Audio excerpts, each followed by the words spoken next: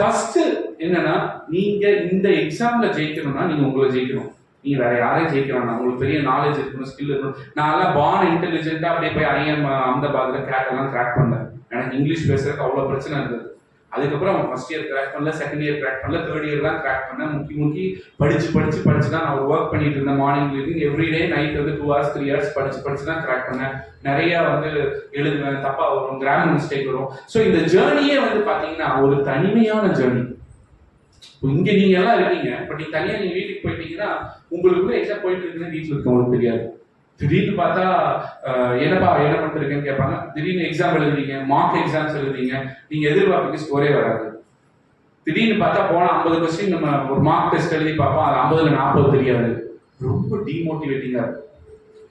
நீங்க தான் உங்களை தயார்படுத்திக்கணும். External motivation எதிர்பார்க்காதீங்க. நீங்க தான் உங்களை தயார்படுத்தணும். அதுக்கு ஒண்ணுதான், நீங்க உங்களை ஜெயிச்சா போதும். நீங்க உங்களை ஜெயிக்கிறதுனா என்ன? நான் ஒரு ஸ்பீச் பார்த்தேன், அது ரொம்ப எனக்கு பிடிச்ச விஷயம். அவர் என்ன சொல்லுவாருன்னா, காலையில 6 மணிக்கு எந்திரிக்கணும்னு நீங்க முடிவு பண்ணுனா 6 மணிக்கு எந்திரிக்கணும். இல்ல 6 மணிக்கு முடியாத 8 மணிக்கு எந்திரிக்கணும்னு முடிவு பண்ணிட்டு 8 மணிக்கு எந்திரிக்கணும். இல்ல 10 மணிக்கு எந்திரிக்கணும்னு முடிவு பண்ணிட்டு 10 மணிக்கு எந்திரிக்கணும். ஆனா முடிவு பண்ணிட்டீங்கன்னா அந்த டைம்க்கு எந்திரிங்க. அவர் என்ன சொல்ல வர்றாருன்னா, நீங்க ட்ரை பண்ணி பாருங்க ஒரு 10 நாள். சப்போஸ் நீங்க வந்து காலையில 6 மணினா 6 மணி ஒரு 8 மணிக்கு வச்சுக்கோங்க.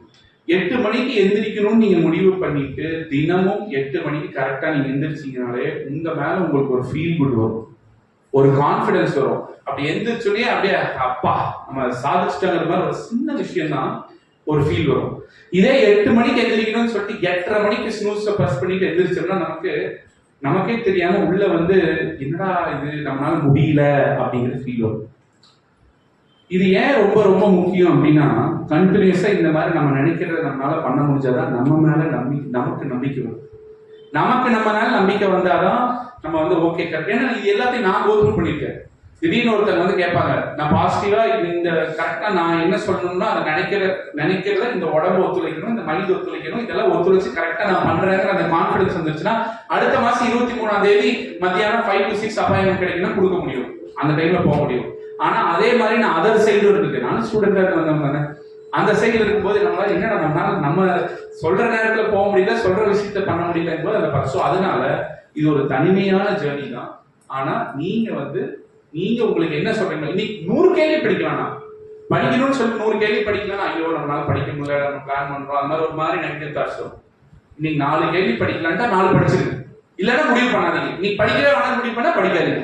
ஆனா நீங்க முடிவு பண்ணுனா அதை பண்ணணும். இதுதான் ட்ரிக் இந்த காம்படிட்டிவ் எக்ஸாம்ஸ்ல. ஏன்னா முடிவு பண்ணதை பண்ணினாலே ஒரு கான்ஃபிடன்ஸ் வரும்.